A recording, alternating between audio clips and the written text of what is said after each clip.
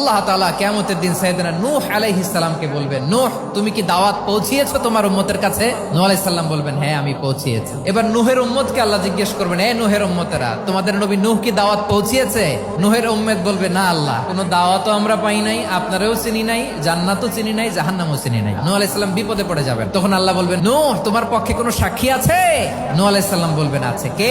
উম্মতে মুহাম্মাদি। তখন আমরা বলবো, আল্লাহ, আল্লাহর নবী নূহ আলাইহিস সালাম তিনি আপনি যা যা বলেছেন ঠিক তা তার উম্মতের কাছে পৌঁছে দিয়েছে। এবার নূহের উম্মতের সাথে আমাদের ঝগড়া লাগবে। তারা বলবে, তোমরা আসছো আমাদের হাজার হাজার বছর পরে, তোমরা কি করে জানলা? তোমাদের সাক্ষী ধর্তব্য হবে না? আমরা তখন বলবো, আমাদের কোরআনে তোমাদের নবীর নামে আল্লাহ তাআলা একটা সূরা নাজিল করেছেন, সূরাতে নূহ। দিন রাত এক করে তোমাদের কাছে তিনি দাওয়াত পৌঁছেছেন, সব আমরা জানি। আমরা যখন বলবো এই কথা, নূহের উম্মত চুপসে যাবে। তখন আমরা সত্য বলেছি কিনা এটা আল্লাহ তাআলা জানতে চাইবে বিশ্বনবীর কাছে। তখন বিশ্বনবী আমাদের পক্ষে সাক্ষী দিবেন। আওয়াজ করে বলেন আল্লাহু আকবার।